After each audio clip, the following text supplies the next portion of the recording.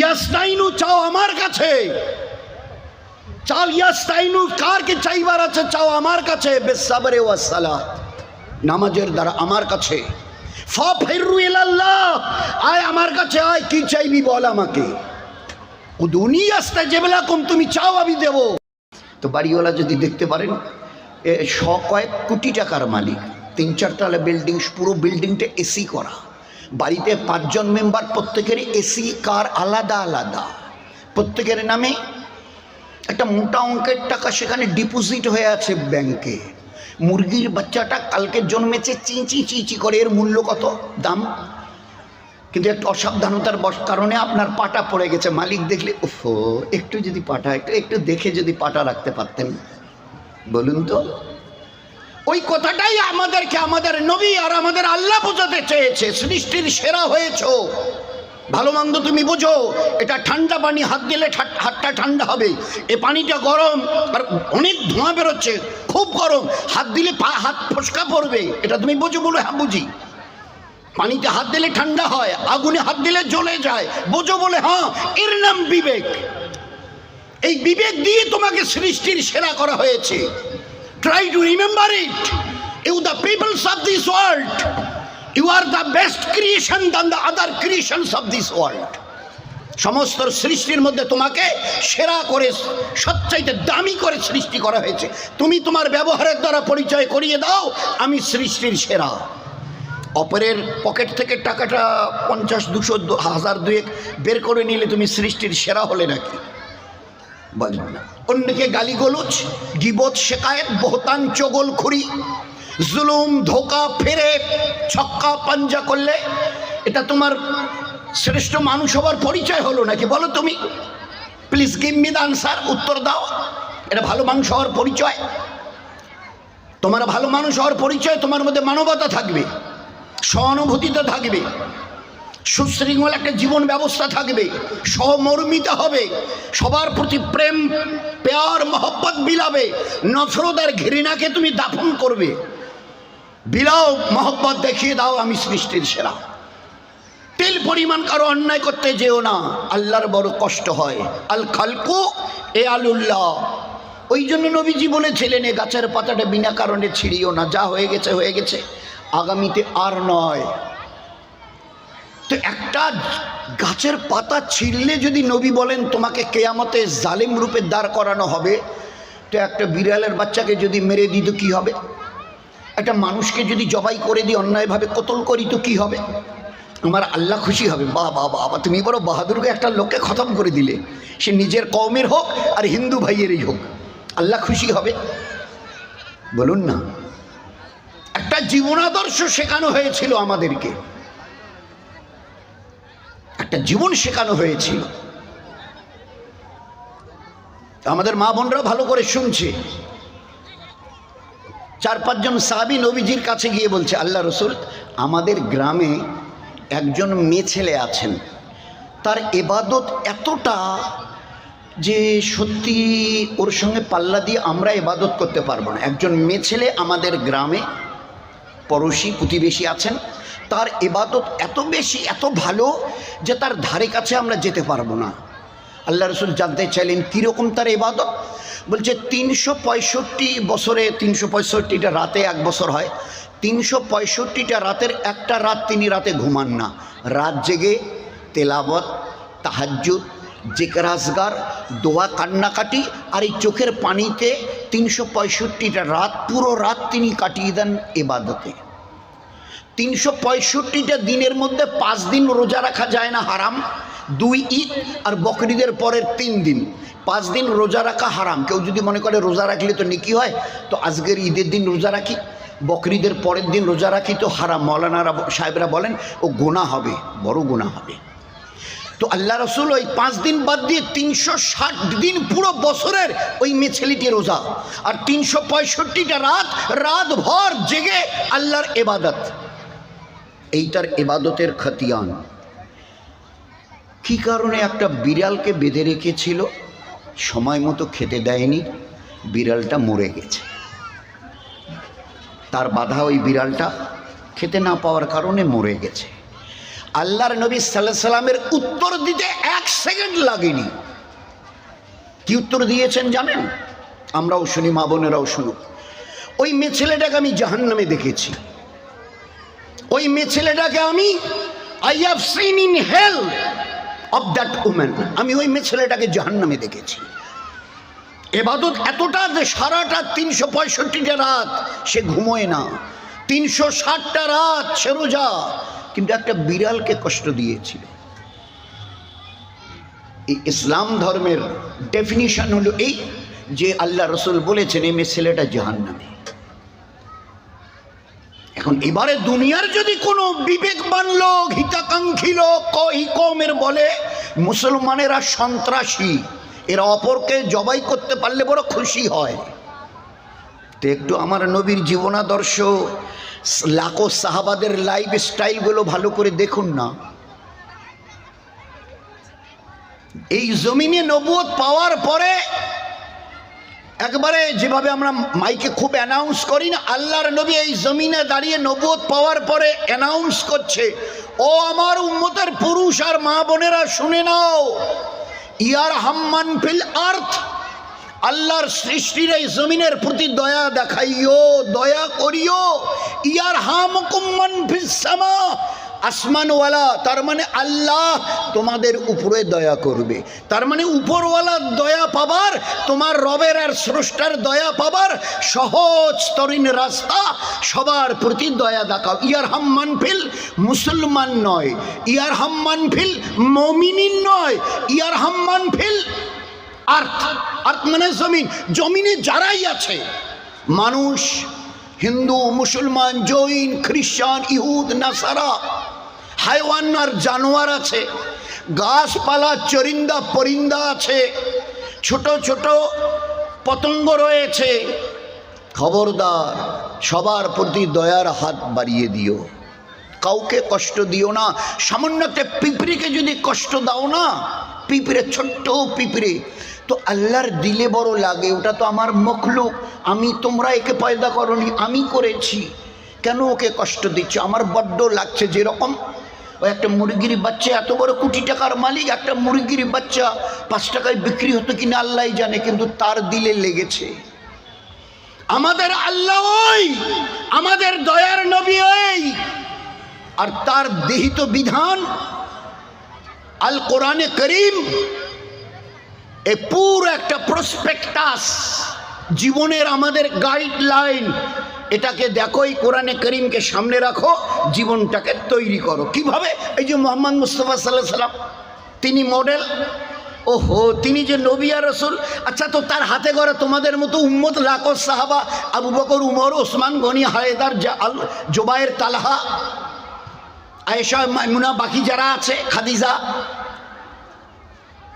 খানসা, এরা বলে এরা সাহাবিয়াদের মেয়ে ছেলে, বলে এরা মডেল, এরা এক একজন মডেল, এদের জীবন দেখে নাও।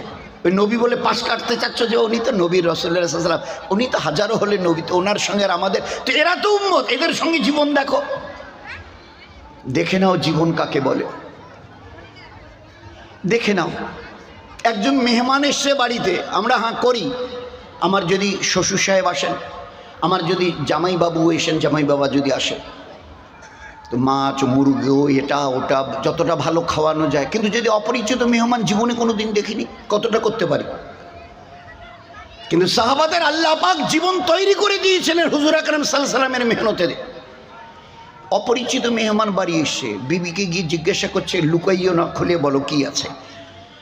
বিবি বলেছে, আমি একটু, যদি বলো তো কসম দিয়ে বলি, তোমার আমার মতো খাবার কিচ্ছু নেই বাড়িতে, ওই বাচ্চা কটার কিছু খানা আছে।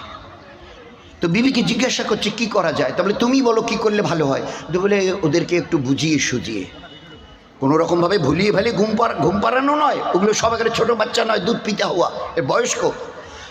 তো তার স্বামী পরামর্শ দিচ্ছে বিবিকে, ওদেরকে একটু বুঝিয়ে সুজিয়ে, দেখ বাবা, দেখ মা, আমাদের একজন মেহমান এসছে, আমাদের নবী বলতেন কেউ যদি আল্লাহর আখেরাতে বিশ্বাস করে, তারা যেন মেহমানের হক আদায় করে।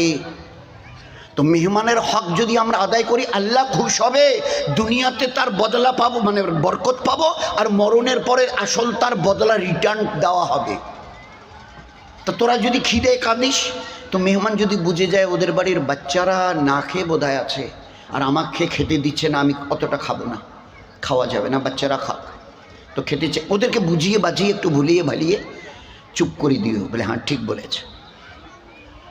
তো এবারে স্বামী জিজ্ঞাসা করছে, হ্যাঁ গো বিবি, তো খানা বলছো বাচ্চাদের অল্প, পরিমাণটা অল্প, তো মেহমান তো আমি বাড়িওয়ালা মেজবান, উনি হলেন মেহমান, বাড়িওয়ালা হলো মেজবান, তো মেহমান যে আমাকে ছাড়া খাবে না, খানার পরিমাণ অল্প, তো কি ব্যবস্থা কি করা যায়, টেকনিক কায়দা কি করা যায়, টেকনিক তালাশ করছে কি করা যায়। তো স্বামী স্ত্রী মিলে দুইজনে পরামর্শ করে ঠিক করছে, মায়েরা ভালো করে শুনি, ইনশাল্লাহ কাজ দেবে। তো বলছে বিবি বলছে, হ্যাঁ একটা কাজ আছে, একটা রাস্তা। কি? বলে আপনাকে ছাড়া তো উনি বসবেন না, তো একটা প্লেটে দুইজনে আপনারা বসবেন, তো ওই বাতিটা এখন তো অন্ধকার, তো বাতিটাকে ঠিক করার বাহানায়, ওই তখন ওই তেল দিয়ে বাতি জ্বালানো হতো, এখন আমাদের ছেলেপেলেরা কেউ বুঝবেই না, কারণ জন্ম থেকে দেখেছে টিপিলে ঘর আলো হয়, তো কুপি বাতি জ্বালানো হতো ওই তেলের, জাইতুন তেল, আমাদের জামানায় কেরোসিন তেল, তো কুপি বাতি। তো বলেছি একটা উপায় আছে। কি? বলে ভালো করার বাহানায়, বাতিটা ভালো করার বাহানায় আমি ওখান থেকে বাতিটা সরিয়ে নিয়ে যাব, জায়গাটা অন্ধকার হবে। হ্যাঁ ঠিক বলেছ, ঠিক বলেছ। ওই সময় আমি প্লেটে হাত লাগাবো আর মুখে চপাত চপাত শব্দ করো,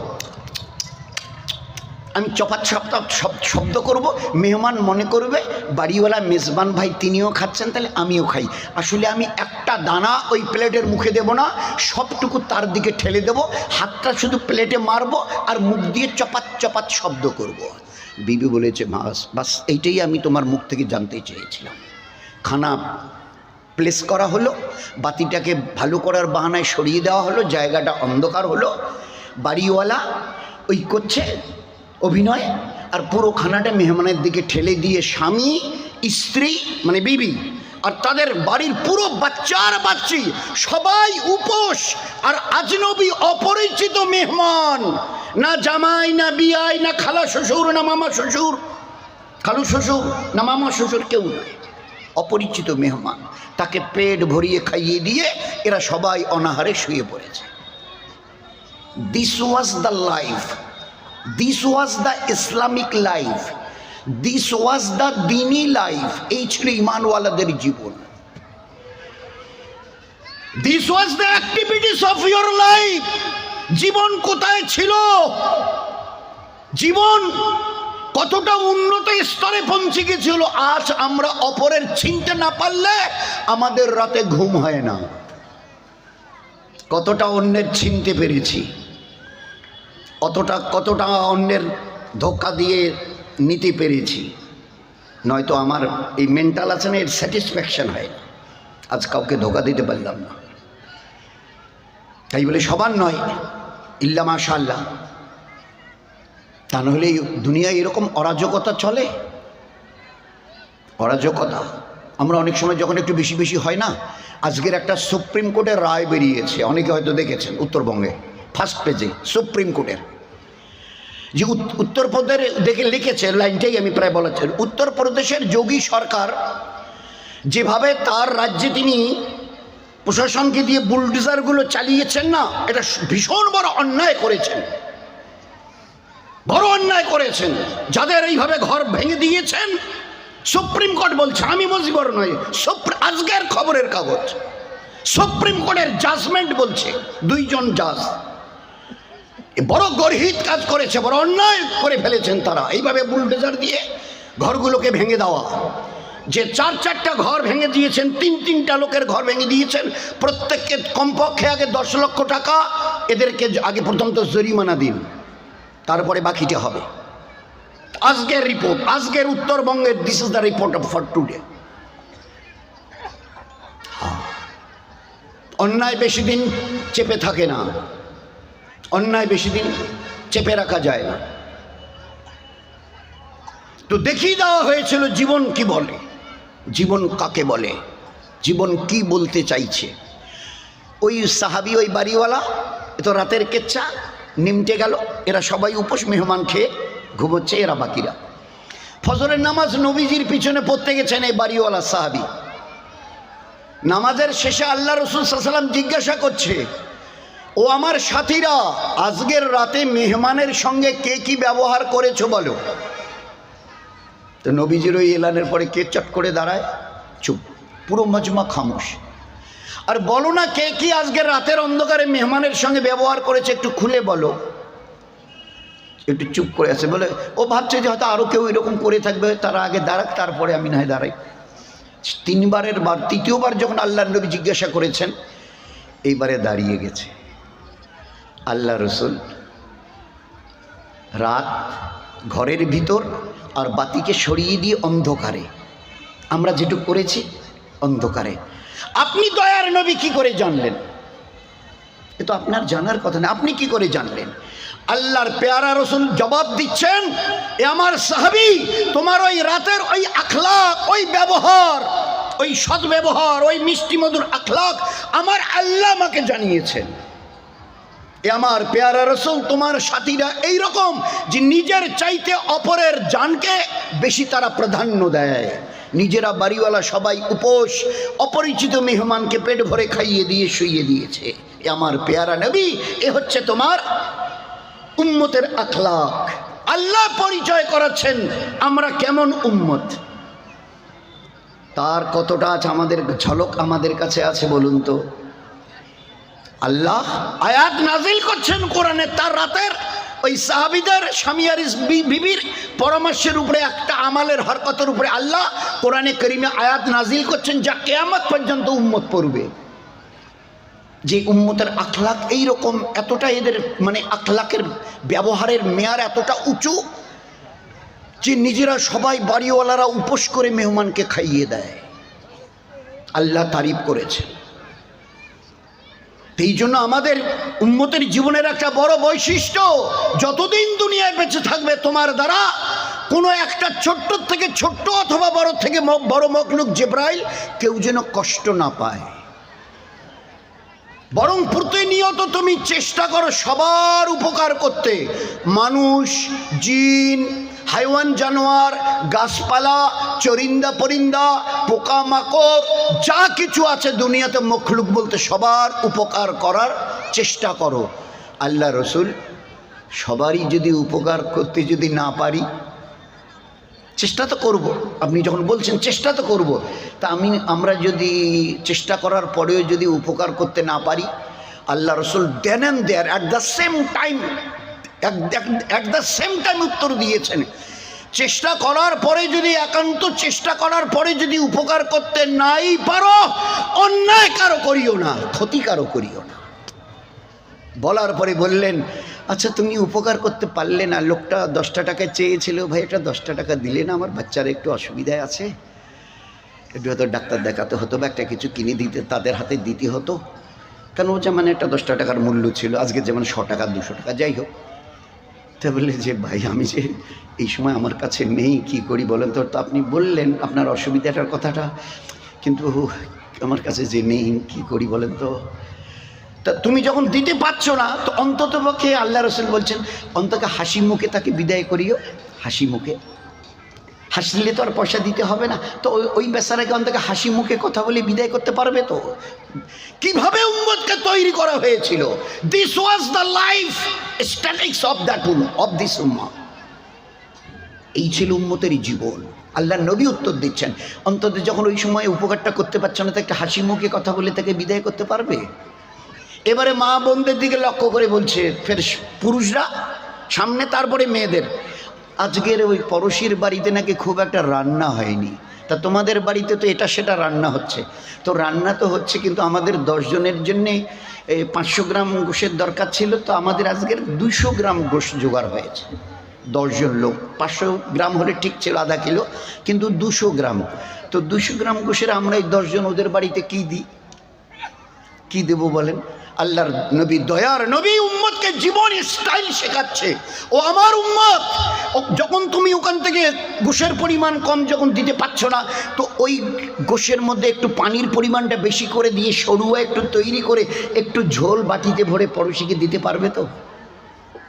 একটু ঝোল দিতে পারবে, একটু সরু, অন্তত পানি একটু ঢেলে, এই পানিটার জন্য তো পয়সা দিতে হবে না। তো ওই তরকারিতে একটু পানির পরিমাণটা বেশি দাও, সরুগাটা বেশি হোক, ওখান থেকে এক বাটি সরুগা তুলে পরশে গিয়ে দিয়ে হক আদায় করতে পারবে? বলে আল্লাহ রসুল তা পারবো। বলে হ্যাঁ, মিনিমাম জন্য এতটুকু তোমরা করতে পারো। একটা জীবন আদর্শ শেখানো হয়েছিল। আচ্ছা, এগুলো কিসের জন্যে? For the life of the hair after. আজ কোথায় আছো? বলে এই জমিনে। কি এটা জায়গাটার নাম? বলে দুনিয়া। কতদিন থাকবে? বলে আজ আছে কাল থাকবে না।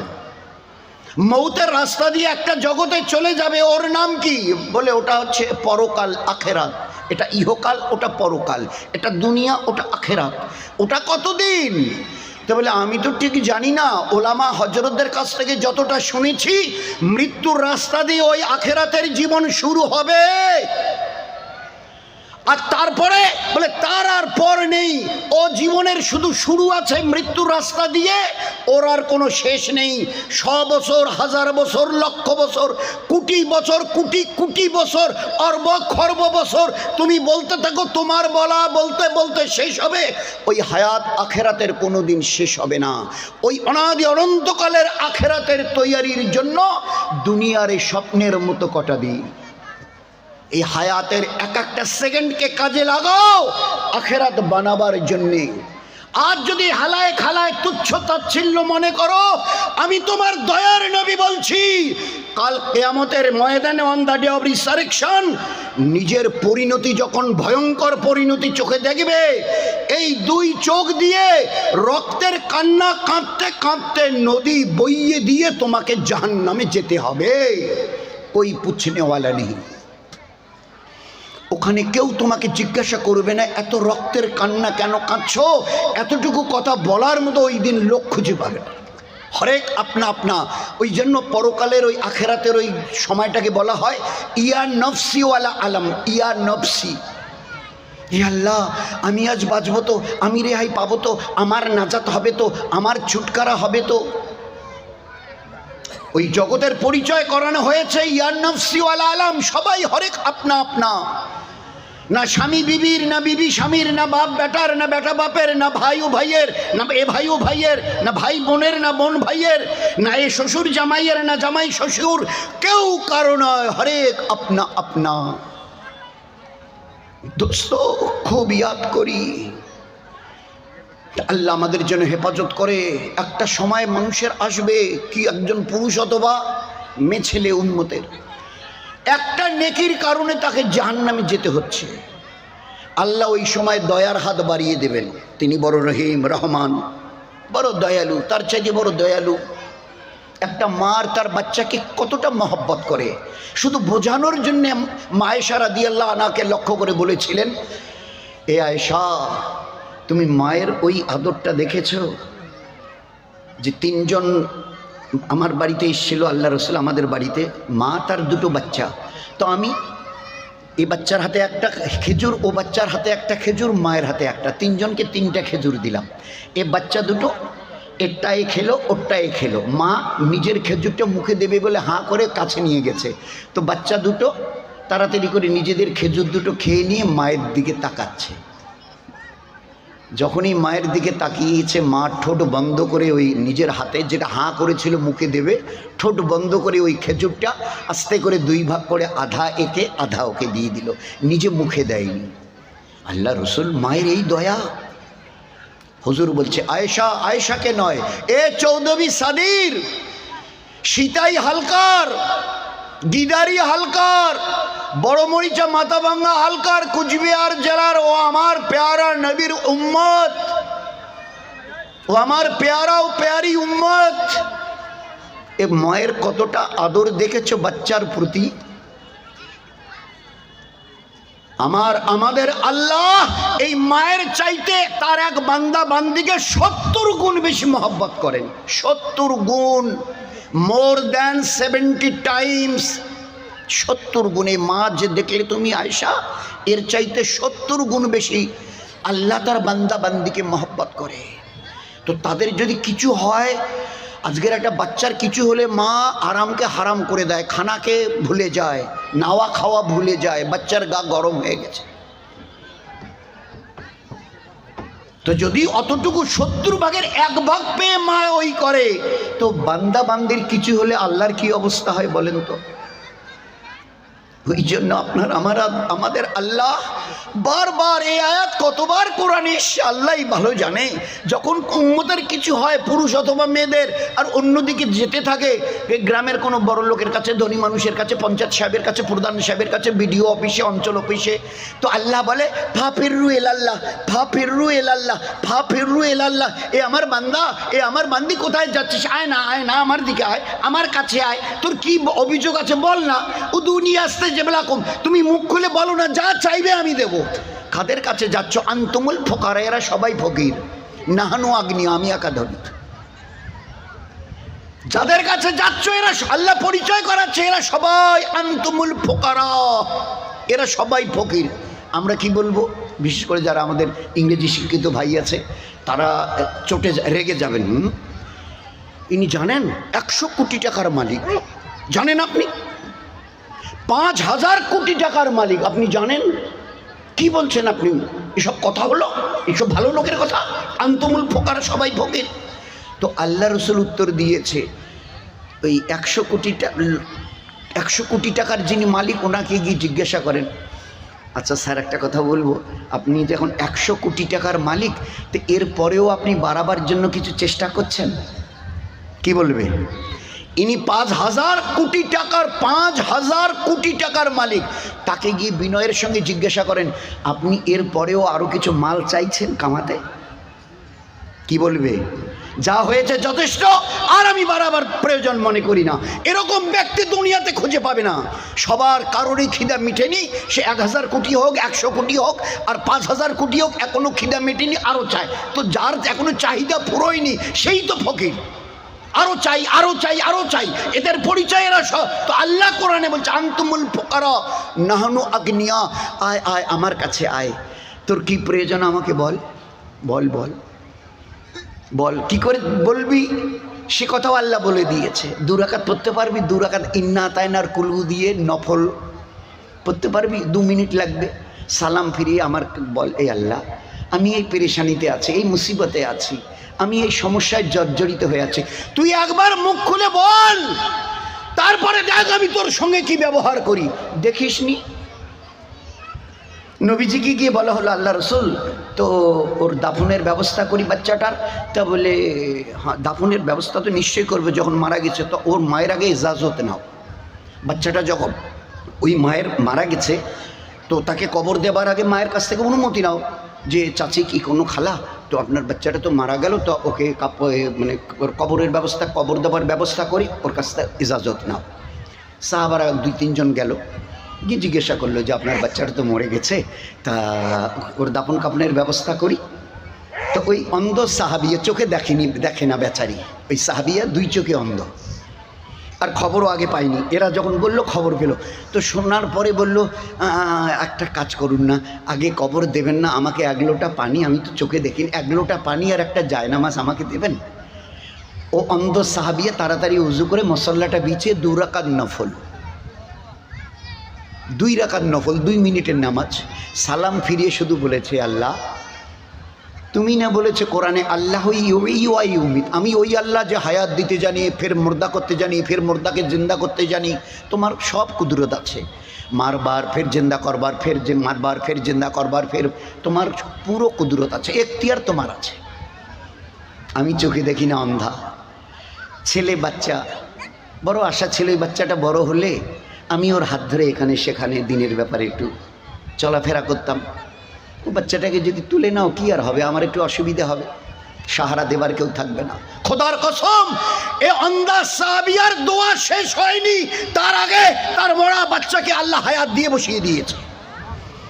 You want anything, try to remember me, কিছু চাও এ আমার বান্দা বান্দিরা, চাও শুধু 2 রাকাত পরে আমার কাছে হাত ওঠাও, ইয়াস্তাইনু, চাও আমার কাছে, বিসসাবরি ওয়াস সালাত, নামাজের দ্বারা একটু সবর করো, খালি নামাজটুকু পড়ানোতে একটু সময় দাও, তারপরে হাত তুলি, বলো কি বলবে।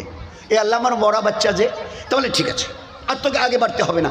বুড়ি এই আন্দাজ সাহাবিয়ার দোয়া শেষ হওয়ার আগে আল্লাহ তার মরা মৃত বাচ্চাকে আল্লাহ বাঁচিয়ে দিয়েছে। আছে ওই ঈমান আমাদের কাছে, আর ওই জায়গায় আল্লাহ আমাদেরকে পৌঁছতে বলেছেন। কে পৌঁছতে বলেছে ওই জায়গায়, ইমানের ওই জায়গায়? আল্লাহ গো, আল্লাহ আল্লাহ আল্লাহ আমাদের ওই জায়গায় পৌঁছতে বলেছে। আপনি কি করে বললেন? বলে আমি নয়, ওলামা হজরতরা বলেন, আমরা শুনি, আমরা তো জাহিল লোক। ওনারা কোরআনে করিমের আয়াত পড়ে শোনান, ফের রেফারেন্স দেন। কোরআন শরীফটা হাতে নাও, 1 নম্বরটা সূরা ফাতিহা, তারপরে আল বাকারা শুরু হয়, আল ইমরান আল বাকারা শুরু হয়, তো তার একটা পাঠ, এটা তো বিসমিল্লাহ প্রথম শুরু হলো, এই পাঠটা ইফাকে করো, এটা দ্বিতীয় পাঠ। বলে হ্যাঁ, এই দ্বিতীয় পাঠের শেষের দিকে দেখো তো কি লাইনটা লেখা আছে, আমিনু কামা আমানান নাস, আমিনু কামা আমানান নাস। আল্লাহ বলছে তোমাদের ঈমান যেন তাদের মতো, তাদের বলতে সাহাবাদের মতো হয়।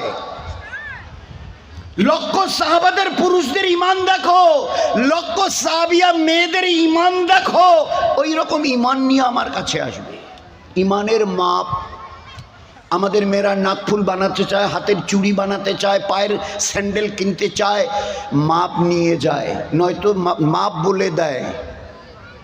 এই যে চুড়ির এই যে মাপ, এই যে জুতোর ফিতে দিয়ে নেয় না তো, পুরান একটা জুতো দিয়ে দেয়, একটু কম বেশি হলে নেবে না।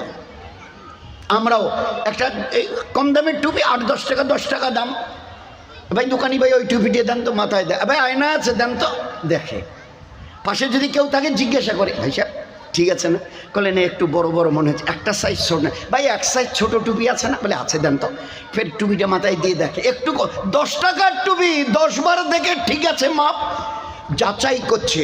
আপনার আমার, আমাদের আল্লাহ, আমাদের ঈমান কেমন হবে আল্লাহ জানিয়ে দিয়েছে। লক্ষ সাহাবাদের পুরুষ, লক্ষ সাহাবাদের মেয়ে, লক্ষ সাহাবাদের ঘরের যুবক আর লক্ষ সাহাবীদের ঘরের যুবতীদের দেখো, ওই রকম ঈমান নিয়ে আমার কাছে আসিও, আমি আল্লাহ আমার রহমতের দুহাত ভরে তোমাদের বদলা দিয়ে দেব। কিন্তু ঈমান যদি না মেলে কিচ্ছু পাবে না। ঈমান ওই রকম, আমালের ব্যাপারে দয়ার নবী বলেছেন, তো আল্লাহ পাক কোরআনে কারীমের আয়াত, দয়ার নবী আসহাবিকান নুজুম, আমার এই লক্ষ সাহাবাদের পুরুষ মেয়ে ছেলে যুবক যুবতী বাচ্চা বাচ্চি এরা প্রত্যেকে আসমানের তারার মতো, আসমানের তারার মতো। ইক্তাদায়তুম ইহতাদায়তুম, তোমরা যারাই এই সাহাবাদের লক্ষ্য করে চলবে, যে কোনো একজন সাহাবা, এনিবডি এলস, যে কোনো একজন সাহাবাকে যদি দেখে চলো, আমি নবী বলছি আল্লাহ তোমাদের হেদায়েত দিয়ে দেবে। ভাবে আইহিম ইক্তাদায়তুম ইহতাদায়তুম, ইক্তাদায়তুম ইহতাদায়তুম। ইক্তেদা শব্দটা একটু আমরা তো সাধারণ লোক, মহাসাবদের কাছ থেকে, মহাসা মুফতি সাহেব, হাফেজ সাহেব, ওই যে আল্লাহ নবী যে বললেন ইক্তাদায়তুম ইহতাদায়তুম, এদের যদি ইক্তেদা করো তো হেদায়েত পাবে। তো ইক্তেদা বলতে তাহলে আপনি নামাজ পড়েন? পড়ি। তো কোনো জামাতের সঙ্গে পড়েছেন? বলে পড়েছি তো, পড়ি তো। তো যখন ইমামের পিছনে দাঁড়ান তো কি বলেন? তো হ্যাঁ ওই কথাই তো বলি না, হয়তো নুসাইলিল্লাহ তাআলা আরবায়ে রাকাতে সালাতে জোহরে ফরজুল্লাহ তাআলা মুতওয়াজ্জিহান ইলা জিহাতিল কাবাতে শরীফাত, আল্লাহু আকবার। ইক্তেদায় তো বিহাজাল ইমাম, ইক্তেদায় তো বিহাজাল ইমাম। মানে 4 রাকাত ফরজ নামাজ জোহরের হোক, 2 রাকাত ফরজ নামাজ ফজরের হোক, আমি যখন নিয়ত করি তখন বলি ইক্তেদায় তো বিহাজাল ইমাম, আমি এই ইমামের পিছনে ইক্তেদা। কতক্ষণ? বলে যতক্ষণ উনি আল্লাহু আকবার বলে হাত বাঁধে, যে সময় আমিও বাঁধি, আর যতক্ষণ পর্যন্ত উনি সালাম না ফেরান বাঁদিকে, ততক্ষণ পর্যন্ত ওনার ইক্তেদা মানে অনুসরণ। উনি যা যা করেন আমিও তাই করি। উনি যদি 5 মিনিট দাঁড়িয়ে থাকেন কেরাত পড়তে, তো আমিও 5 মিনিট।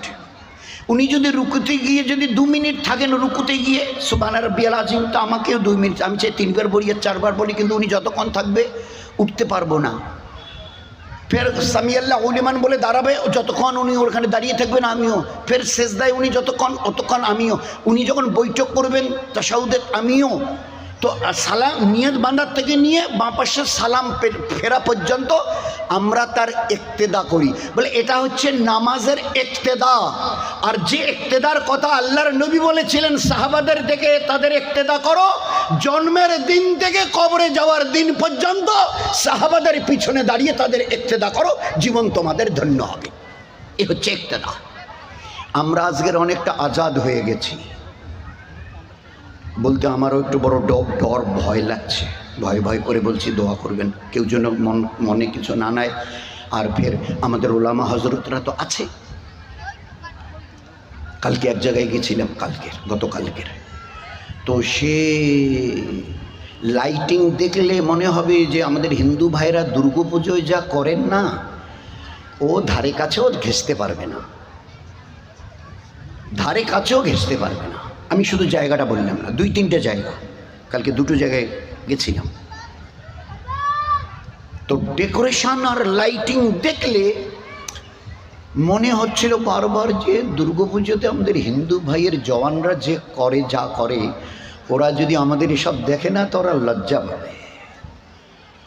তো এই ব্যাপারে বলে, এই ব্যাপারে আপনি আমরা যা করতে চাই, দিন পায়ের নখ থেকে মাথার চুল পর্যন্ত, জন্মের দিন থেকে মৃত্যুর দিন পর্যন্ত, কি কখন কোথায় কোন আমল কিভাবে করবে, আল্লাহ পাক আমার নবীকে দিয়ে একটা জায়গা, একটা সেকেন্ডের আল্লাহ বাদ দেয়নি। যে এই সময়ের, এই বছরের 2টা মিনিট আল্লাহ পাক দিয়েছে। গো অ্যাজ ইউ লাইক, যা মন চায় করো। 2 মিনিটের জন্য কোনো তুমি লা ইলাহা ইল্লাল্লাহ, তারপরের কলেমাটুকু মুহাম্মাদুর রাসূলুল্লাহ, এ আল্লাহ তুমি যা বলেছো সেইভাবে চলবো, যেহেতু তুমি আমার মালিক, আমি তোমার গোলাম। এ আমার দয়ার নবী, আপনি যেভাবে করে দেখিয়েছেন ওইভাবে, যেখান থেকে রুখে গেছেন আমিও রুখে যাব, যেখানে আপনি পা বাড়িয়েছেন সেখানে আমি পা বাড়াবো। এটা কতদিন? জন্মের দিন থেকে নিয়ে মৃত্যু। ওই জন্য জন্মের দিন, জন্ম হলে বাইরে কাঁয় আছেন বাহে, বাচ্চার জন্ম নিয়েছে, তো সঙ্গে সঙ্গে আল্লাহু আকবার, আল্লাহু আকবার, আল্লাহু আকবার, আল্লাহু আকবার আজান দেওয়া হয় ডান কানে, আর আকামত দেওয়া হয় বলে একটু কানটা, একটু ওই বাচ্চাটার একটু কানটা একটু বাপাদের পাশের কানটা একটু উপরে তোলেন না, তো আজান আর আকামত নামাজ। তো বলে নামাজটা আজকের এখানে একটু অপেক্ষা থাকুক, ওই যেদিন ওকে শোয়ানো হবে গোসল টোসল দিয়ে সাদা কাপড় পেঁচিয়ে দিয়ে, বাস ওই সময় ফিরে এই নামাজটা ওই দিন পড়া হবে। তো আমাদের জীবন আজান আর আকামত হয়ে গেছে, এখন শুধু নামাজটুকু হতে বাকি। এইটুকু হচ্ছে আমাদের জীবন। একটা scientific reason, this is the scientific reason. তোমার জীবনের আজান আর আকামত হয়ে গেছে। যেরকম নামাজের কাতার দাঁড়িয়ে গেলে কোনো সাথী অথবা ইমাম সাহেব বলে, হ্যাঁ ভাই আকামত দিয়ে দেন, আজান তো হয়ে গেছে, আকামত দিয়ে দেন, এইবার ইমাম সাহেব শুরু করে নামাজ। আমাদের জীবনের আজান আর আকামত হয়ে গেছে, আজান আর একামত হয়ে গেছে। শুধু আর কটা দিন একটু চলার পরে তুমি যখন শুয়ে থাকবে খাটিয়ায়, ওই সময় ওই নামাজটা পড়া হবে, এই আজান আকামাতের নামাজটা। ওই তা তোমার জীবন কতটুকু? বলে আমার জীবনের আজান আর আকামাত হয়ে গেছে, এখন শুধু নামাজটুকু হতে বাকি। This is your life. এই কটা দিন একটু নিজেকে সামলে চলতে পারবে না? এই কটা দিন নিজের জীবনকে একটু ব্রেক লাগাতে পারবে না? হোয়াট ইজ ইমান? ইমান is nothing but a brake of our life. ইমান হচ্ছে একটা আস্ত জীবনের জন্য একটা ব্রেক। কোন জায়গায় ঢিলি দিতে হবে ঢিল, আর কোন জায়গায় জোরে কষতে হবে। রাত এখন 12টা, শীতেই বাজার থেকে বাড়ি ফিরছি, এই বিডিও অফিসের কাছাকাছি, রাত 12টা, ফের অমাবস্যার রাত বলে কথা। ওই অবস্থায় চলতে চলতে হাতে একটা ওই মোবাইলের লাইট অথবা একটা ছোট টর্চ, ওই অবস্থায় চলতে গিয়ে দেখি রাস্তার ধারে 18 বছরের একটা খুবসুরত মেয়ে, সুন্দরী মেয়ে দাঁড়িয়ে আছে, আর আমাকে দেখে ইশারা করছে, কাছে আসো না, কাছে আসো। কেউ নেই, নিশুতি রাত, সবাই ঘুমোচ্ছে, অঘরে ঘুমোচ্ছে, বাস তুমি আর আমি, আসো। যদি সত্যি তুমি ইমানদার হও, তোমার ইমান ওই সময় তোমাকে ব্রেক লাগাবে। তোমার ইমান ভিতর থেকে বলবে, কয়েক মিনিটের জন্য যদি ওর কাছে যায়, গায়ে যদি হাত দিয়ে মজা যদি লুটে নি, আমার অনন্তকালের আখেরাত আমার বরবাদ হয়ে যাবে। মজা তো লুটবো কয়েক মিনিট, জীবন আমার বরবাদ হবে আখেরাতের কয়েক লক্ষ কোটি বছরের। ওই সময় তোমার ওই ইমানের ব্রেক বলবে, না না, আমি আল্লাহকে ভয় করি, আল্লাহকে ভয় করি। এরকম হাজারো কিতাবে এসছে, হাজারো। একটা মেয়ে ছেলে, যুবতী, খুব সুন্দরী, দুষ্কৃতিকারীরা তাকে ধাওয়া করছিল, ও তাড়াতাড়ি গিয়ে একটা বাড়িতে ঢুকে পড়েছে, দরজা খটখটিয়েছে, একজন যুবক 22-23 বছরের দরজা খুলে দিয়েছে, বলছে আমাকে একটু বাঁচান, আমার পিছনে বদমাইশ লেগেছে, আমার ইজ্জত লুটবে, আমাকে নষ্ট করে দেবে, আমাকে শেষ করে দেবে তারা, আমাকে বাঁচান। তাড়াতাড়ি ও ভিতরে গেল, দরজা বন্ধ করে দিল। এই জওয়ান 20-22 বছরের দেখছে যে একদম তরু তাজা একটা মেয়ে, ভরা যৌবন তার, 17, 18, 19, 20-এর বেশি হবে না, লাল আপেলের মতো টুকটুকে। ও বলছে আমাকে দয়া করে আজকের রাতটা এখানে থাকতে দিন, আপনি যদি আমাকে বের করে দেন হয়তো তারা যদি কোনো জায়গায় গোপন জায়গায় অপেক্ষা করে থাকে আমাকে দেখলে ছিঁড়ে ছিঁড়ে খাবে, যেভাবে বাঘ যেভাবে ছাগলের বাচ্চাকে ছিঁড়ে খায়। তা বলে না, আপনাকে যেতে হবে না, আপনি থাকুন। এবারে তাকে বলে দিল, এক লম্বা কেচ্চা সংক্ষেপ করি, তুমি এখানে ঘুমাও আমার এই বিছানায়। তাহলে আপনি বলে সে আমি পাশে গিয়ে কোথাও শুয়ে পড়বো, তুমি এখানে ঘুমাও। এবারে মেয়েটা তো শুয়ে পড়লো। সে এবারে আর ওই জবান, ওই বাড়ির মালিক, ও এবারে পাশে গিয়ে বারান্দায় অপেক্ষা করছে। তো তারও সে তো মানুষ, একটা তো টকবক, তার জবানি সেই সময় উতলে উঠছে, যে ওরকম জাল দিলে পানি টকবক, তো জবানি উঠেছে। তো তার নফস মাঝে মাঝে বলছে, দেখো কেউ নেই, শূন্য বাড়ি, শুধু সে আর তুমি। সে তোমার কাছে জায়গা চেয়েছে, তুমি যদি তার কাছে যাও হয়তো সে ফেরাবে না। তো তার নফস যখন এইভাবে তাকে বোঝাচ্ছিল যে তুমি তার কাছে যেতে পারো, এই সময় তার কাছে কেউ নেই বাধা দেবার মতো। তো এইভাবে যখন তার নফস তাকে বোঝাচ্ছিল, সে তখন নিজেকে বাঁচবার জন্যে একটা দিশালায় জ্বালিয়ে একটা ওই কুপি বাতি জ্বেলেছে। আর ওই কুপির যখনই নফস তাকে ওইভাবে ফসলায়, সে তখন হাতটা ওই বাতির উপরে দেয়, আগুনের উপরে। যখন আগুনের তাপ লাগে তখন একটু সরিয়ে নেয়, ফের চুপ করে থাকে। ফের যখন নফস ওইভাবে বলে, ফের আবার আগুনের উপরে হাত দেয়। এইভাবে সারা রাত কাটিয়ে দিয়েছে। মেয়েটা দেখে যে সকালবেলা উঠে এসে কী যেন লাগাচ্ছে, বলো। তো বলছে আপনার হাতে কি হয়েছে? তা বলে না না কিছু হয়নি। বলে না দেখছি ফসকা পড়ে গেছে। বলো আমাকে বলতে হবে। যখন নাসর হয়ে গেছে তখন বলেছে, আমার নফস যখন আমাকে এইভাবে ধোকা দিচ্ছিল, আমি আমার হাতকে আগুনের উপরে রেখে বলছিলাম, এ নফস যদি মজাদার নিতে হয় নিয়ে নে, আজকের এতটুকু অন্তত থেকে আগুন সহ্য করে নে, তাহলে মরণের পরের ওই জাহান্নামের আগুন তুই সহ্য করে নিতে পারবি সহ্য করতে? তা আমি যখন আগুনের উপরে হাত দিয়েছি, একটু তাপ লাগার পরে আর হাত রাখতে পারিনি। তো নফসকে বলছি, এতটুকু তুমি বরদাস্ত করতে পারো না, জাহান্নামের আগুন তুমি কি করে বরদাস্ত করবে বলো? তার কাছে গিয়ে বলো। এরকম হাজারো কেচ্চা আছে।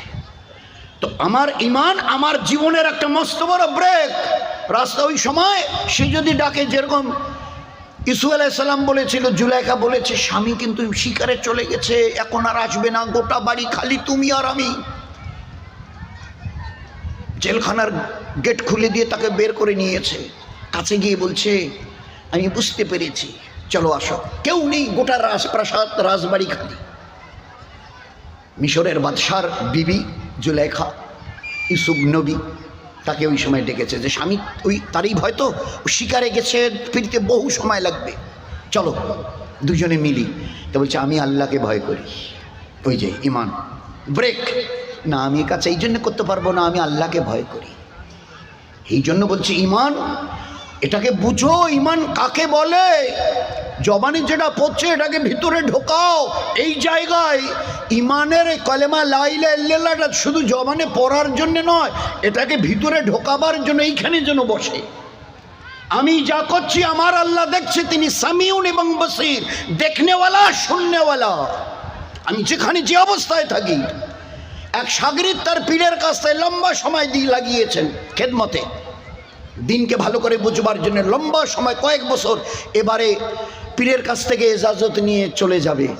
তো বলছে, হযরত আমি যেতে চাইছি, শেষবারের মতো আমাকে একটা নসিহত করুন, মৌত পর্যন্ত যেন আমার কাজে আসে। শেষ যাবার বেলায় আপনার কাছে সহবতে থেকে অনেক দিন আপনার খেদমত করেছি, যাবার বেলায় একটা নসিহত করুন যেন মরণ পর্যন্ত আমাকে আলোর রাস্তা দেখায়। তো ওই শেখ সাহেব তখন বলেছে, আল্লাহওয়ালা, এই বেটা যা, যদি তোর কখনো কোনো গুনাহ করার, অবাঞ্ছিত কোনো কাজ করার, যে কোনো অন্যায়জনক কোনো কাজ করার যদি তোমার কখনো ইচ্ছে জাগে, করিও। যে কোনো ধরনের মন্দ কাজ করার তোমার যদি কোনো সময় প্রবণতা জাগে, ইচ্ছা জাগে, মন চায়, করিও। তো যে হযরত আপনি আমাকে কি বলছেন? বলে না, আমার কথাটা শেষ হয়নি, একটু বাকি আছে। ওহো হ্যাঁ, বলুন। তোমার যদি কখনো কিছু মন চায় অন্ধমন্দ কিছু করার করিও, শুধু ওই সময় একটা কথা মনে রাখিও, আল্লাহ যেন দেখতে না পায়, আল্লাহ যেন দেখতে না পায়। সে একেবারে অচর নয়নে ডুকুরে কেঁদে হযরতকে গিয়ে জড়িয়ে ধরেছে, দোয়া করবেন আল্লাহ যেন এর উপরে মৌত পর্যন্ত আমার জীবনকে নিয়ে যায়, এর উপরে। কারণ এমন কোন জায়গা আছে, সময় আছে নাকি যে আল্লাহ দেখতে পায় না? এ ছিল ঈমান, জীবনকে তৈরি করবার জন্যে। তো আল্লাহ পাক আমাদের একটা জীবন দিয়েছিল, গাইডলাইন, লম্বার আর দরকার নেই, ইশারা আমাদের জন্য, বিশেষ করে আপনাদের দেখে বোঝা যাচ্ছে ইশারা যথেষ্ট বুদ্ধিমানদেরই জন্যে। তো আল্লাহ পাক আমাদের একটা প্রসপেক্টাস আল কোরআন আল্লাহ দিয়েছে, গাইডলাইন। তোমার জীবন কি হবে, কোরআন শরীফ হাতে নাও। একটু বুঝতে অসুবিধা হচ্ছে, জানাবে রসুল সালামকে দেখে নাও তার জীবনটা। আচ্ছা, নবীজিকে একটু বুঝতে হাজারো হলে রসুল তো, নবী তো, লক্ষ সাহাবা এরা উম্মত, পুরুষরা, মেয়েরা, যুবকরা, যুবতীরা, এরা তো উম্মত উম্মতি, এদেরকে দেখো, এরাও তোমাদের মতো, এরা উম্মত উম্মতি, এদেরকে দেখে নাও।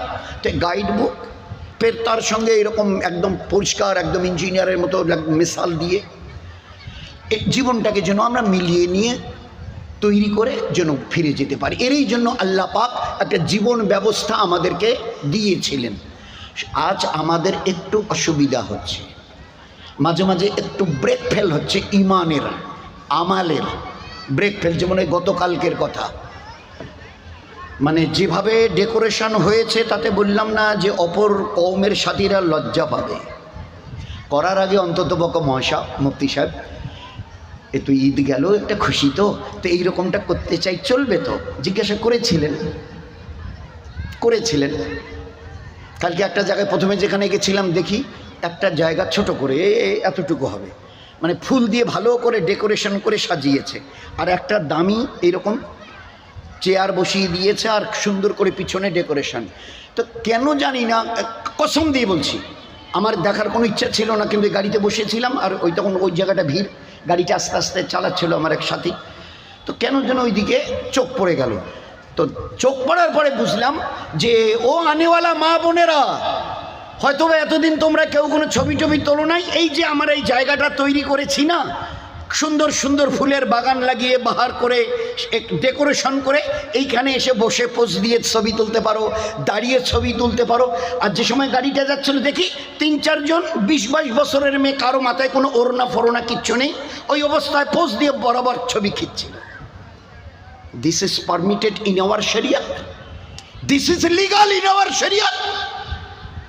দিন কি বলে? এক সাহাবী দাওয়াত পেয়ে একজন সাহাবীর বাড়িতে গেছে, দেখে চেয়ার টেবিলের ব্যবস্থা। উনি বাড়িওয়ালার সামনে বলছে যে আজকের দিনে আমি আপনার বাড়িতে দাওয়াত খেতে পারবো না, অন্য দিন আসবো। কেন ভাই ওরকম বলছেন? যে আমি দয়ার নবীকে কোনোদিন চেয়ার টেবিলে খেতে দেখিনি, আমার নবীর এটা সুন্নতের খেলা, আমি কখনো কোনোদিন আমার নবীকে আমি চেয়ার টেবিলে খেতে দেখিনি, আমি এটা পারবো না। আমার পেয়ারা নবীর একটা সুন্নত আমার জীবন থেকে মিটে যাবে, আর আমি গায়রের তরিকায় জীবন চালাবো, তার আগে আল্লাহ আমার যেন মৃত্যু হয়। আমার নবীর এক একটা সুন্নত এত মহামূল্যবান যে আমার সুন্নতের সঙ্গে যদি জীবন তোমার মিলে যায়, শুনে নাও, তোমাকে কাল আমার সঙ্গে জান্নাতে আমি নিয়ে যাব। মান আহাব্বা সুন্নতি ফাকাত আহাব্বানি ওয়া মান আহাব্বানি কানা মাই ফিল জান্নাহ। যে আমার মহব্বত করতে চায় তার সেজন্য আমার সুন্নতের সঙ্গে মহব্বত করে। আমার নবী জুতো কিভাবে পায়ে দিয়েছিলেন, আমার নবীজি জুতো কি করে খুলেছিলেন, আমার নবীজি মেয়েদের ওড়নাটা কিভাবে জড়িয়েছিলেন, আমার প্যারা নবী মুখের থুতুটা কিভাবে ফেলেছিলেন, আমার নবী কিভাবে চুল চিরুনি পুরুষকে করা দেখিয়েছেন, মা বোনদের করা দেখিয়েছেন। আবার দয়ার নবী বলেছে, এ আমার উম্মতের মা বোন, খবরদার কখনো কোনো সময় গোসলের আগে অথবা পরে মাথার চুলগুলোকে উপরের দিকে এইভাবে পেঁচিয়ে পেঁচিয়ে উটের কুজের মতো করে উপর দিকে বাঁধিও না, এটা কিয়ামতের আলামত। চাহে তুমি এদিকে বিনি করো, ওইদিকে বাঁ দিকে বিনি করো, পিছনের দিকে খোপা বিনি করো, কোনো মানা নেই ইসলামী শরীয়তে, কিন্তু খবরদার মাথার চুল উপরের দিকে উটের কুজের মতো করে পেঁচিয়ে বাঁধিও না। আমি নবী বলছি, এটা কিয়ামতের আলামত। হাঁচি দিলে কি করে দিন হবে, হাই এলে কি করে দিন হবে, মুখের থুতু কিভাবে ফেললে দিন হবে, আল্লাহর নবী সাল্লাল্লাহু আলাইহি সাল্লাম শিখিয়েছেন। খানার শেষে আঙ্গুলগুলো কোনটা আগে আর কোনটা আঙ্গুল শেষে চাটলে দিন আর ইবাদত হবে, দয়ার নবী শিখিয়ে দিয়েছে। একটা জামাত জাপান থেকে আসছিল, জাপান থেকে, তো সৌদি আরবে গিয়ে ওখান থেকে পানি জাহাজে করে জেদ্দায় আসছে। তো জামাতের সাথীদের মধ্যে কিছু ছিল মুসলিম। তো মক্কাতে তারা ওখান থেকে যখন জেদ্দায় পানি জাহাজে উঠবে তো কিছু খেজুর কিনে নিয়েছে যে পানি জাহাজে 7-8 দিন লাগবে, পানি জাহাজে বসে বসে খাবো। তো এবারে এক সময় ওই খেজুরের ব্যাগটা বের করে এনেছে। আমি শেখকে বলছি, আমি শেখ খেজুরগুলো বের করে আনি, বলে নিয়ে আসো। এবারে খেজুর হাতে নিয়ে যে সাথীরা ছিল তাদের মধ্যে কিছু নিউ কামার মানে মুসলিম ছিল। তো তারা এবারে আমির সাহেবকে জিজ্ঞাসা করছে, আমির সাহেব এই খেজুরটা যে খাবো তো ওর ভিতরে তো একটা বিচি আছে, তো বিচিটা কি করে ফেলবো? তো সবারই সব জিনিস জানা থাকবে এমন তো কথা নয়। তো আমির সাহেবের ওই জিনিসটা জানা ছিল না। তো বলছে, ভাই আমার যে জিনিসটা জানা নেই। তো যারা মুসলিম ছিল তারা এবারে প্রথম বলছে, কিছু তো অর্ধেকের বেশি পুরানা মুসলমান বাপ মানে জন্মসূত্রে, আর কিছু নিউ কামার, কিছুদিন আগে তারা ইমান কবুল করেছে, নিউ কামার, কিছুদিন আগে তারা কনভার্টেড। তো তারা তখন বলছে যে খেজুর খাবো অথচ বিচিটা কিভাবে ফেলতে হবে জানা নেই, নবীর সুন্নতের খেলাফ হতে পারে। তো যখন ইমান যখন কবুলি করেছি, নবীর সুন্নতের খেলাফ কিছু করা ঠিক হবে না।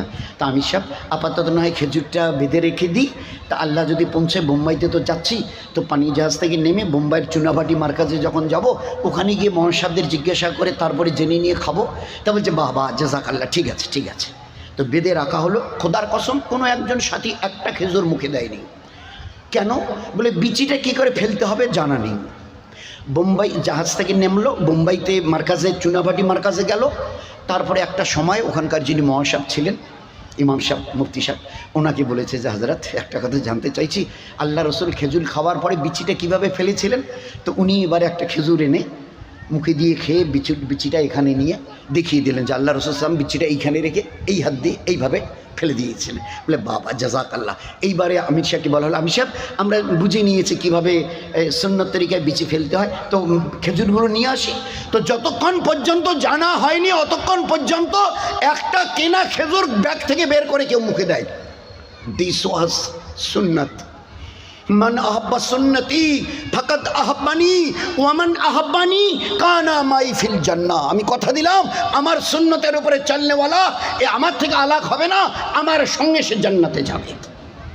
একটা সুন্নতের লাভ কত? বলে এটা তো লাভ নয়। তো বলে কি? বলে এটা তো মহালাভ, নবীর সঙ্গে জান্নাতে যাওয়া, এখন 4টিখানি কথা। আমরা এক সময় একটা মুলকে ছিলাম থাইল্যান্ডে, ব্যাংককে, থাইল্যান্ডের রাজধানী। তো আমাদের সঙ্গে যিনি তর্জমা করছিলেন তার সঙ্গে একজন সাথী এল, উনি বুদ্ধিস্ট ছিলেন, 2 বছর আগে ইমান কবুল করেছে। তো তিনি এবারে, আমরা ইন্ডিয়া থেকে জামাত নিয়ে গেছি, এটা আজ থেকে প্রায় 50 বছর আগের কথা, থাইল্যান্ডে। তো এবারে ওই ট্রান্সলেটার যে আমাদের সঙ্গে ছিলেন ওখানকার ব্যাংককের ওই রাজধানীর ওই দেশের, তো উনি এবারে আমার ইন্ট্রোডিউস পরিচয় করিয়ে দিলেন, ইনি আমাদের এখানকার এক সাথী, এখান থেকে 200 কিলোমিটার দূরে থাকে। উনি শুনেছেন যে ইন্ডিয়া থেকে একটা জামাত এসে, তো উনি একটা জিনিস জানবার জন্যে আপনাদের এই জামাতের কথা শুনে এসছেন যে নবীজি 3 তরিকায় বসে খানা খেতেন।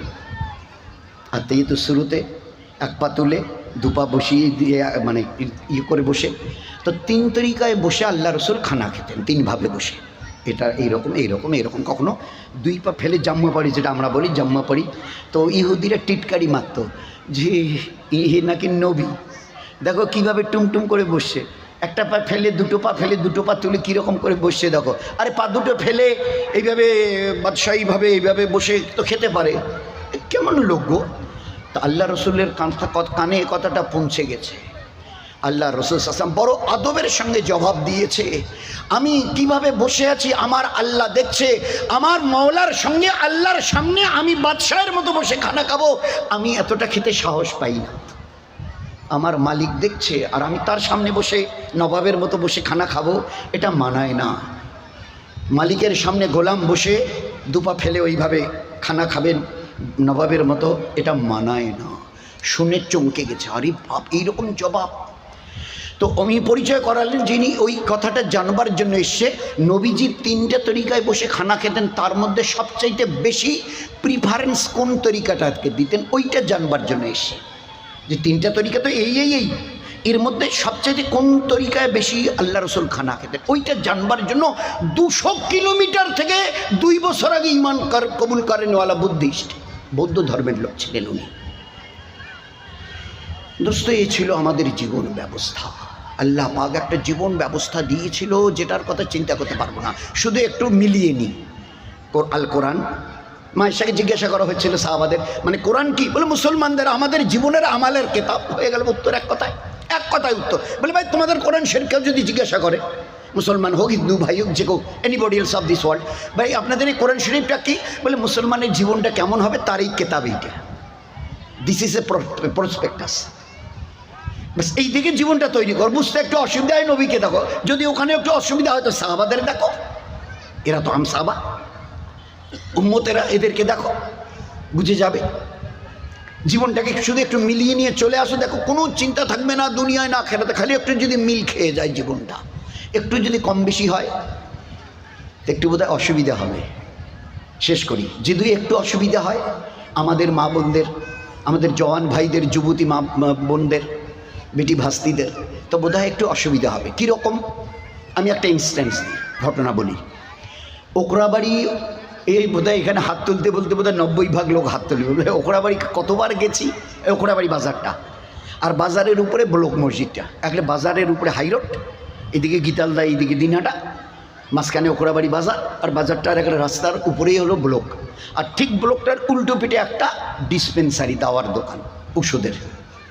মালিক আনারুল হক, সম্পর্কে আমার একটু ছোটো ভাইরা হয়, মানে আমাদের ওই মাস্টার হকদার ভাই, ওকরাবাড়ি হায়ার সেকেন্ডারি স্কুলের যিনি টিচার ছিলেন, দোয়া করবেন, বেচার একটু অসুস্থ, ওই বাজারের উপরেই তার বাড়ি। ওরই বোন পড়েছে, বোনটার নাম সাইদা, আর এর নাম ভগ্নিপতিটার নাম আনারুল। বাড়িতে আমি বহুবার গেছি, আল্লাহর কি ইচ্ছা ওই বাড়িতে আমি গেছি সকালের দিকে, এই 9টা, সাড়ে 9টা, 10টা। ওর মেয়েটাকে বোধহয় 2 কি 3-তে পড়ে, সাজিয়ে টেজিয়ে দিল ওই কেজি স্কুল নার্সারিতে। গাড়ি এলো, চলে গেল। আমি ওখানে বসে আছি, নাস্তা পানি খেয়ে আনারুলের সঙ্গে গল্প করছি, ওই ভাড়াটার সঙ্গে। এই বোধহয় আধা ঘন্টা যাবার, আধা ঘন্টা, 1.5 ঘন্টা পরে একটা গাড়িতে করে, ওই ভ্যানে করে একজন স্কুলের বয়কে দিয়ে মেয়েটাকে বাড়ি পাঠিয়ে দেওয়া হলো। তো ওর মা জিজ্ঞেস করলো, তোকে স্কুল পাঠানো হলো, গাড়ি এলো, তোকে স্কুলে পাঠিয়ে দেওয়া হলো, তো তুই স্কুল থেকে চলে এলি কেন? তো বলে, মা ম্যাডাম আমাকে আর স্কুলে আমাকে থাকতে দিল না। কেন কেন কি হয়েছে? তো বলে, তুমি সব কিছু আমার ভালো করে সাজিয়ে গুজিয়ে দিয়েছো, এইখানে যে ওই যে আমরা ব্যাস বলি না, আসলে ওটা ব্রোঞ্জ, তো ওই যে এখানে যে ব্যাসটা লাগাতো না, স্কুলের নাম লেখা একটা ওই যে এরকম ওতে সেফটি পিনের মতো থাকে, যেভাবে এইটা লাগানো হয়, তো ওই ব্যাসটা তুমি কেন লাগাওনি? তুমি সব জুতোটা ঠিক দিয়েছো, মুজাটা ঠিক দিয়েছো, প্যান্টটা ওই রঙে দিয়েছো, জামাটা ওই রঙে দিয়েছো, টাইটা ওইভাবে দিয়েছো, ব্যাগের কালারটা ঠিক আছে, বোতলের রঙটা ঠিক আছে, সব কিছু ঠিক আছে, তুমি ওইটা লাগিয়ে দাওনি কেন? ম্যাডাম দেখে বললো যে না, তোমার এটাই ব্যাসটা লাগানো নেই কেন? এটা তো মেনে নেওয়া যাবে না। তুমি আজকের মতো স্কুল থেকে চলে যাও, স্কুলে তোমাকে পৌঁছে দিয়ে আসবে, আমাদের বয় পৌঁছে দিয়ে আসবে, কালকে যখন আসবে না এটা লাগিয়ে এসো, তোমাকে স্কুলে থাকতে দেওয়া হবে। আমি জিজ্ঞাসা করলাম, সাইদা কিছু বুঝছো? ওরে আমার বোন সাইদা, কিছু বুঝছো? ও বললো, কেন দুলে ভাই, কেন কি হয়েছে? বলে, তোমার এই মেয়েটার পায়ের জুতো কে কিনে দিয়েছে, ম্যাডাম না তুমি? বলে, আমি। ওর মুজাগুলো? বলে, আমি। তোমার এই বাচ্চাটার প্যান্টটা? বলে, আমি। জামাটা? বলে, আমি। টাইটা? আমি। ব্যাগটা? আমি। পানির বোতলটা এই রঙের? আমি। তো সব কিছু তুমি দিয়েছো, আর তোমার মেয়েটার ওই ব্যাসটা শুধু লাগানো ছিল না। আর ওই যে ম্যাডাম পড়ায় তাদের বেতন কে দেয়? অন্য কেউ? বলে, না, আমরাই দিই। তো তোমরাই, তোমার বাচ্চার সমস্ত খরচ তুমি দাও, তোমরা দাও, আর ম্যাডামেরও সারা মাস যাতে ভালোভাবে চলে তারও বেতন। শুধু তাদের প্রসপেক্টাসে যা ছিল তার একটা সামান্য একটু ফল্ট পেয়েছে, এই ব্যাসটা লাগানো হয়নি, অথচ তার পুরো খরচ তোমার দেওয়া, ওনাদের ম্যাডাম সব কজনের খরচ তোমাদের দেওয়া, তোমার বাচ্চিটাকে স্কুলে অ্যালাউ করেনি, ফেরত দিয়েছে। কিছু বুঝতে পারলে? বলছে না দুলো ভাই। আমি তখন ওকে বললাম, শুনে নে আনারুল, তুইও শোন, কিয়ামতের মাঠে আল্লাহ ওই করবেন। আমার নবী ইমামুল আম্বিয়া তাজদারে মদিনা জনাবে রাসূলুল্লাহ সাল্লাল্লাহু আলাইহি ওয়াসাল্লাম আমার আরশের পাশে তাকে দাঁড় করিয়ে দেয়া হবে। তোমরা যারা বলছো ইনি আমার উম্মত, কাছে আসো, পায়ের নখ থেকে মাথার ফুল চুল পর্যন্ত জীবনটাকে মিলিয়ে নাও। যদি মিলে যায় সেইটা জান্নাতে চলে যাও। কিন্তু যদি মিল না খায়, কিছু যদি ফল্ট রয়ে যায়, তো তোমার মেটার মতো যদি স্কুল থেকে বের করে যদি দেয়া হয়, আল্লাহ যদি জান্নাতে ঢুকতে না দিয়ে বের করে দেয়, কিছু বলতে পারবে ওই দিন? লাকাদ কানা লাকুম ফি রাসূলিল্লাহি উসওয়াতুন হাসানা। He was the best example for you to follow. Oh, you the peoples of this world, if you want to follow anybody else of this world, that is the Prophet sallallahu alaihi wasallam. আরে ও জগতের মানুষ, ও বিশ্ববাসী, কোন model নমুনা মানুষের মতো মানুষ যদি দেখতে পাও, আমি এই নবী মুহাম্মদ রাসূলুল্লাহ সাল্লামকে মানবতার স্বর্ণ শিখরে পৌঁছে দিয়েছি। তার নমুনা বনো, নিজের জীবনকে মিলিয়ে নিয়ে, চাই পুরুষ হওয়ার মেয়ে ছেলে, মিলিয়ে নিয়ে চলে আসো। কিয়ামতের ময়দানে লম্বা সময় ধরে হিসাব কিতাব নেই, কাছে আসো, মিলিয়ে নাও। যদি মিল খায় সেইটা জান্নাতে চলে যাও। যদি মিল না খায়, সব ঠিক ছিল, ব্যাসটা শুধু লাগেনি বলে অ্যালাউ করেনি। আমার পেয়ারা নবীর হাজারো লাখো সুন্নতের একটা দুটো পাঁচটা 10টা সুন্নত যদি বাদ যায়, আল্লাহ যদি জান্নাতে ঢুকতে না দেয়, কি করবে বলো না? এই জন্য আল্লাহ বলেছিলেন, লাকাদ কানা লাকুম ফি রাসূলিল্লাহি উসওয়াতুন হাসানা। এর চাইতে বেহতরিন নমুনা পৃথিবীতে খুঁজে পাবে না। কি দুনিয়ার লাইনে, কি দিনের লাইনে, কি জ্ঞান বিজ্ঞানের লাইনে, এর নমুনা খুঁজে পাবে না। আল্লাহ পাক জ্ঞানের পূর্ণতা আল্লাহ পাক তাকে দিয়েছিলেন। আমরা সায়েন্সের বড়াই নিশ্চয়ই করার দরকার, কোনো জিনিস যদি সত্য দেখি তো তারিফ করাই দরকার, কিন্তু তার আগে দেখতে হবে মহানবী সাল্লাল্লাহু আলাইহি ওয়াসাল্লামের কাছে কি ছিল, কি ছিল। খালি একটা ছোট্ট বলি, শেষ করে দিই। এ আমার উম্মত, পুরুষ হোক মেয়ে ছেলে, কোনো গরম খাবারে কোনোদিন মুখের নাকের ফু দিও না। এই চাটা ঠান্ডা হয়েছে, দুধটা একটু মানে গরম হয়েছে, চাটা একটু গরম, দুধটা একটু গরম, ভাতগুলো একটু গরম হচ্ছে, তাড়াতাড়ি খাওয়া যাচ্ছে না, তো চাটা একটু কাপটা হাতে নিয়ে আমার উম্মত খবরদার, মুখ দিয়ে হাওয়া দিয়ে একটু পাকা টাকা দিয়ে কিছু করো, কিন্তু মুখের নাকের হাওয়া দিও না। কবে বলেছেন? আজ থেকে 1400 বছর পিছনে। এই কটা দিন আগে আমরা কি বলতাম? চায়ের কাপটা হাতে নিয়ে ফুকোচ্ছি আমি একজন, যে পাশে একজন মুসলমান ভাই ওভাবে কোনো খাবারে ফুক দিতে নেই। ও হই, এগুলো আপনাদের ধর্মের বাড়াবাড়ি। চাটা গরম, তাই গরম চাটা মুখে ঢেলে দিয়ে মুখটা পুড়িয়ে দিই, বলেন আপনি বলেন। আর যদি এটাকে এবারে ওইভাবে ফু দিয়ে ঠান্ডা করা না যায়, তো এই দোকানিকে 10টা টাকা দিয়ে চার কাপটা ফেলে দিয়ে গাড়ি যখন ওই আসছে, তো 10টা টাকা ওই দোকানিকে দিয়ে চার পুরো কাপটা এখানে রেখে দিয়ে চলে যায়। এগুলো আপনাদের বাড়াবাড়ি, ধর্মের এগুলো বড় নোংরামি। সেদিন এর কথাটা শুনতে হয়েছিল, কদিন আগে এই কথাটা শুনতে হয়েছিল। যেমন এটা শুনতে হয়েছিল, কি এটা বলে, এটা সুকটান গো, সুকটান। রাত্রিবেলা যদি জাগতে চাও, পড়াশোনা করতে চাও, কোনো থিসিস নিয়ে কোনো ব্যাপারে চিন্তা ভাবনা করতে চাও, সুকটান। আমার দয়ার নবী বলতেন, এটা তোমাকে সুকটান বলছো তোমরা? আমি তো আমার নবুয়তের চোখ দিয়ে দেখে বলছি, এটা সুকটান নয়, এটা 20 টান, 20 টান।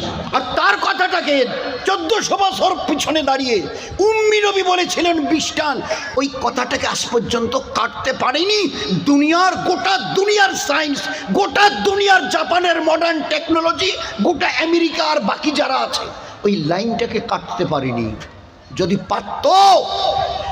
পারতো আপনার আমাদের হাতের 150 টাকা দামের দামি সিগারেটের গায়ে এই যুগে, যেখানে একটা মোবাইলে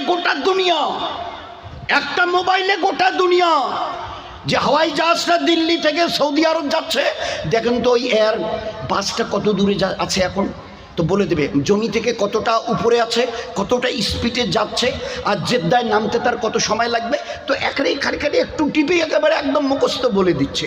সেই জামানায় why it will be there, সেই জামানায় কেন এই কথাটা সিগারেটের গায়ে লেখা থাকবে, cigarette smoking is injurious to health, why it will be there. তোমরা কি করলে মডার্ন সায়েন্সের নাম করে, বোঝান না কি এতে ক্ষতিকারক জিনিসটা আছে, ওটাকে সায়েন্সের ভাষায় বলা হয় নিকোটিন। সিগারেটটা টান দিলে একটা ওই খয়ের বাদামি রঙের একটা জিনিস তৈরি হয়, সাদা কাপড় যদি পিছনে দিয়ে কেউ টান দিতে দেখবে যে কাপড়ে একটু ওই লালচে লালচে মতো দাগ পড়ে গেছে, ওই যে লালচে লালচে যে জিনিসটা ওটাকে বলা হয় নিকোটিন। আমার নবী, দিনের নবী, ইসলামের নবী, তুমি তো নবী, তুমি নামাজের কথা, রোজার কথা, হজ জাকাত তাসবিহ তেলাওয়াত দান খয়রাত পর্দা পুশিদা বাচ্চাদের তালিম তরবিয়াতের কথা বলবে। এ মুহাম্মদুর রাসূলুল্লাহ সাল্লাল্লাহু আলাইহি ওয়াসাল্লাম, তুমি উম্ম নবী, তুমি নিকোটিনের কি বুঝলে? উত্তর আমাদের কে দেবে? গোটা দুনিয়ার কে উত্তর দেবে? জ্ঞান ও বিজ্ঞানের এতটা তারাক্কি হলো, সুনিতা উইলিয়ামস 8 দিনের জন্য গিয়ে প্রায় 250 দিন প্রায় 4500 বার রাউন্ড দিয়েছে, দুনিয়াকে দিয়ে ফিরে এলো। তো সেই যুগে এই আমার দামি 150 টাকা সিগারেট, 10টার দাম 150, সেখানে এখনো এই লেখাটা কেন এটাকে রিমুভ করা গেল না, মুছে দেওয়া গেল না, কেটে দেওয়া গেল না? যায় না, যাবে না, যাচ্ছে না, যেতে পারে না। এ আমার নবীর চোখ, এ মামুলি কথা নয় দোস্ত, এটা মামুলি কথা নয়। যেমন উনি বলেছিলেন, এই আমার উম্মত, না না না, একটু পাখা দিয়ে হাওয়া করো, কিন্তু মুখের বাতাস দিও না। কিছুদিন আগে শুনতাম এগুলো ধর্মের গোড়ামি, ধর্মের বাড়াবাড়ি, ধর্মের নষ্টামি, এগুলো একটু টু মাছ, অতিরিক্ত অতিরিক্ত। এই কদিন আগে, আজ কি বলছে গোটা দুনিয়া, ভাই যা বলেছি না, এই যে কান ধরেছি, ভুল হয়ে গেছে, কিছু মনে নেবেন না, বুঝতে পারিনি না। আসলে যে অতটা বিদ্যার দূর আমাদের এখনো যায়নি। উনি উম্মি নবী হলে কি হবে, ওনার চোখ বড় সাংঘাতিক, ওনার এই জায়গাটা বড় সাংঘাতিক, একটু ভুল হয়ে গেছে, এর কিছু মনে করবেন না, আমরা ওটাকে উড্র করে নিচ্ছি। হ্যাঁ, উনি ঠিক বলেছেন। আমরা এখন বুঝতে পারছি যে হাওয়াটুকু আপনি নেন এইভাবে নাক দিয়ে মুখ, কান মানে কান দিয়ে মুখ দিয়ে যে হাওয়াটা আপনি টেনে নেন, এই 6-7 বাচ্চাদের জিজ্ঞাসা করবেন যাদের পাশে কেউ থাকে, হ্যাঁ রে আব্বু, এ নাতিন, তুই তো 7 পড়িস, যে হাওয়াটা যেটা তোরা যখন নিস তো কী যায়, তো এক্ষুনি বলে দেবে। জিজ্ঞাসা করেন যদি কেউ পাশে থাকে, ভাই ওটা কি যায় যখন টান দিই, কি যায়? আরে বলেন না, কম বেশি সবাই জানেন ওই হাওয়াটা কি যায় যখন ভিতরে নিই, ভাই কি যায়? O2 কি নাম? অক্সিজেন। ওই বাচ্চাটা বলছে, ওই যে বলে ওটা O2 অক্সিজেন।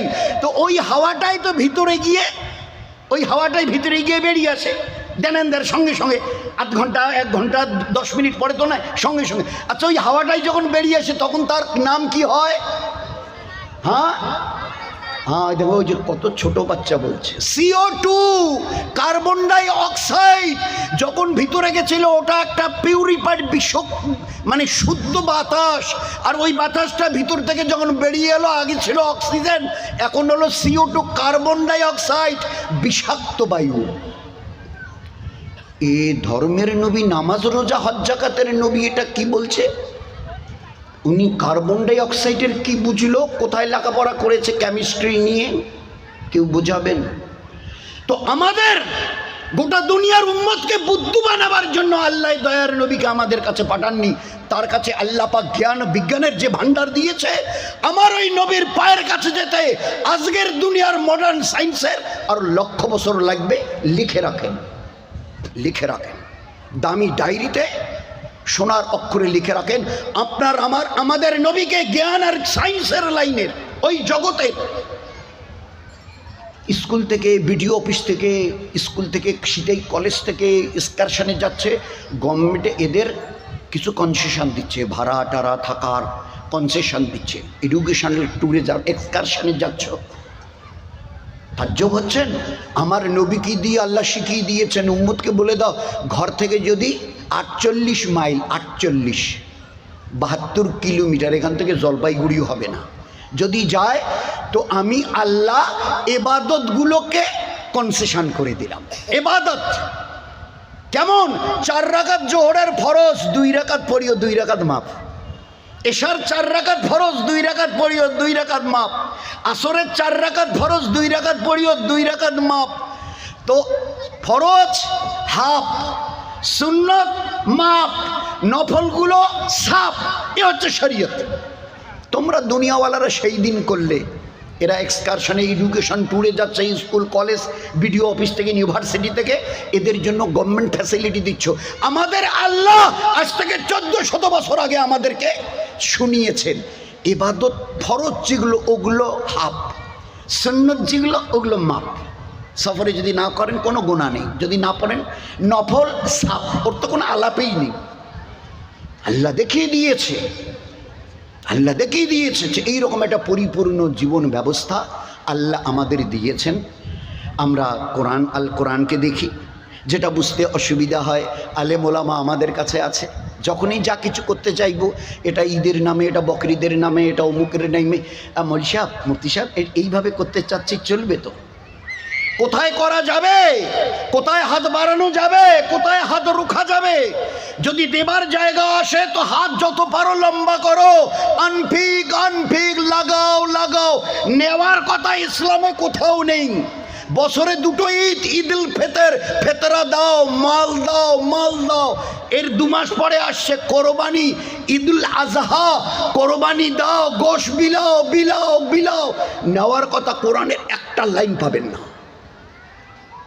ফুটপাতে দাঁড়িয়ে, হাই রোডে দাঁড়িয়ে, ভাই দাঁড়ান, 50 টাকা ডেকোরেশন, 4 চাকা ভাই 200 টাকা। খোদার কসম, আপনি আমি যা হই আর যা পারি করি, আর দয়া করে আল্লাহর ওয়াস্তে ইসলামের বদনাম যেন না করি। ইসলাম আল্লাহর দিন, আল্লাহর এই ইসলামকে যেন উলঙ্গ না করি দুনিয়ার সামনে। ইসলামে আল্লাহ শুধু দেবার কথা বলেছেন, নেবার কথা একটা পাত দেখাতে পারবে না। বলে কি বললেন আপনি, বুঝি সুঝে বলুন। বলে হ্যাঁ, আমি ওলামা হজরতদের কাছ থেকে 1000 বার কাছে গিয়ে পা টিপে টিপে জিজ্ঞাসা করেছি। বলছে হ্যাঁ, নেবার কথা পাওয়া গেছে কোরআনে বহু জায়গায়। কাদের কাছ থেকে? রাস্তায় চলনেওয়ালা পথিক, 2 হুইলার্স স্কুটারে, বাইকে, 3 হুইলার্স অটো টোটোতে, 4 হুইলার্স ছোট গাড়ি, বড় গাড়ি, ট্রাক, তাদের দাঁড়িয়ে ধনী লোক, বড় লোক, মাস্টার, ইঞ্জিনিয়ার, ডাক্তার, তাদের কাছে। তাহলে কোথাও পাওয়া যায়নি। নেবার জায়গা আল্লাহ বলে দিয়েছে প্রথম পাতায় সূরা ফাতিহাতে, ইয়াকা নাবুদু ইয়াকা নাস্তাইন। এ আল্লাহ, তোমাকে মানি আর তোমার কাছে যা কিছু প্রয়োজন চাই।